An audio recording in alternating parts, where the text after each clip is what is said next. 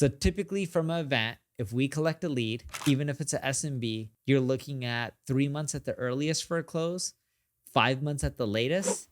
And if it doesn't close in 5 months, usually we're not going to close that SMB. So Eric and I were just talking. I got back from Web Summit Rio, and I was asking him about his conference sales cycle. Do you know your conference sales cycle roughly? I don't. Like, maybe if you talk and I think about it, maybe that will work. Go. All right. So we do something that's, I wouldn't say that's that unique, but I would consider it somewhat unique, in which when I give a speech, we have a QR code on my slides where people scan, and then we collect leads from that.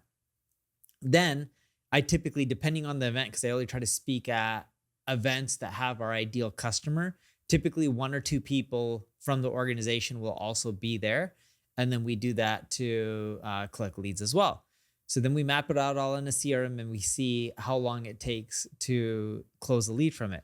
On average, if we go to a conference, I'm going to break it down for both immediate deals and enterprise. Okay, immediate deals are usually smaller because typically if you're a large organization, you have a large sales cycle. I'm assuming you see this with Carrot all the time, right? Yep. You just can't do a deal that quickly. No. How long does it take with Carrot? Like the moment lead comes in? Call it anywhere. It's like enterprises, like it could be a couple months. Yeah. At least. And that's for software. At least. But usually we're talking 9 to 12 months if it's like agency. Yeah.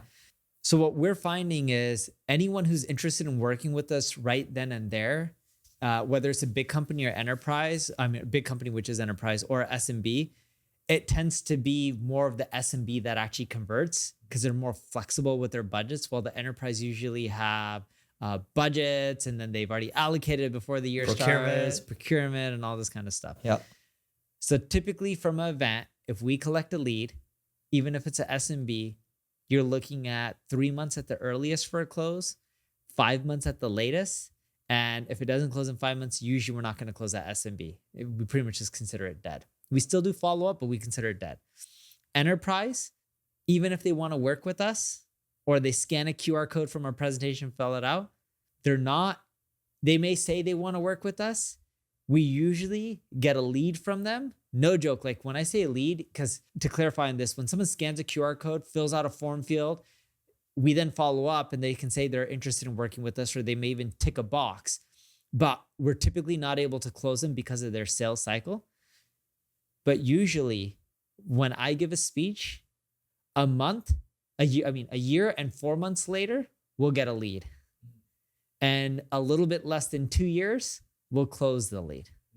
So our sales cycle is actually on that is closer to a year and 10 months. That's why the fortune is in the follow-up. Yes. But that's a long sales cycle. So it's just like we're going to all these events because we're mapping out how many RFPs we're getting and enterprise leads, and we map out exactly where they first touched us in the CRM, how they got to know us, etc.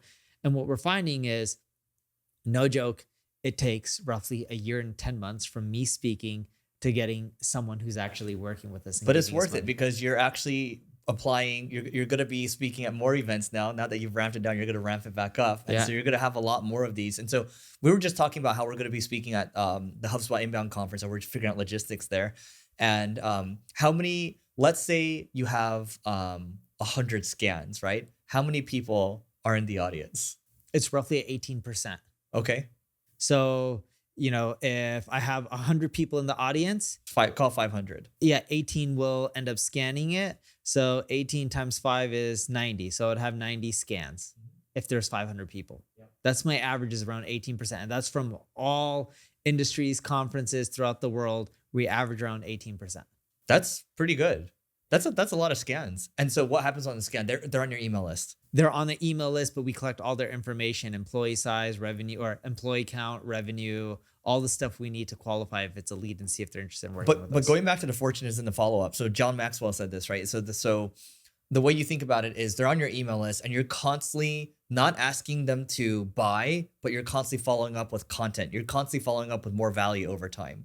And it's funny because after I did this global marketing summit, I actually got shit from someone so I shared the presenter slides, right? And then at the end of it, I copied my friend who shared his slides. It says, you can follow me on LinkedIn or on X. And then, by the way, you subscribe to my newsletter here for free. And this person called me out. this person called me out and said I was soliciting for a business. Really? And I was like, what the hell? And then I ran that through ChatGPT. I was like, hey, ChatGPT, was I soliciting here? I was like, Chat, no, you were not. But my point is, you try to get people onto your list because you can constantly add more value over time. That's the whole idea. I'm not trying to get them to buy because I know they won't buy immediately. You know what I mean? Yeah. So, yeah. The interesting thing when you talk about follow-up, the biggest trend that we've seen in our growth is a person moving from company to company. Great example of this is I gave a talk at LinkedIn at one of their offices in Latin America. So they brought in a lot of their top advertisers. We also invited people to the event. It was a free event, but it was invite only. There was this lady, an amazing marketer. She worked at 𝗔𝗕𝗢𝗧 at the time. We weren't able to work with her at 𝗔𝗕𝗢𝗧. She wasn't able to get us in. She wanted to work with us though. She then moved to Oracle. And then she got us an RFP from Oracle. We didn't win the RFP, but she wanted to work with us. And now she's the CMO of a company where I think the founder is worth 20 to 50 billion. I know he's worth less than 50 billion. I'm pretty sure he's worth more than 20 billion. You know, of course, he's on the Forbes list. And we were able to get a contract from the newest venture that she's part of, and they have tons of divisions. And then from there, you just land and expand. But it was quite interesting in which if you follow up with people, we see it being really rewarding, not for them just being at that company. It's whatever company they move to, you're continually building a relationship with them. So there's actually two parts here. One, you want to continue to be helpful over time, and that requires you to be consistent with content, and it requires you to be on top of things if you're going to be consistent. Yeah. But the second thing is you also have to be kind too. If you're kind and consistent over a long period of time, people will remember you. And that's how these things are. People will generally, like, eventually they'll figure something out where they'll work with you. But even if they like you, you've seen this happen, they'll follow you from company to company to company.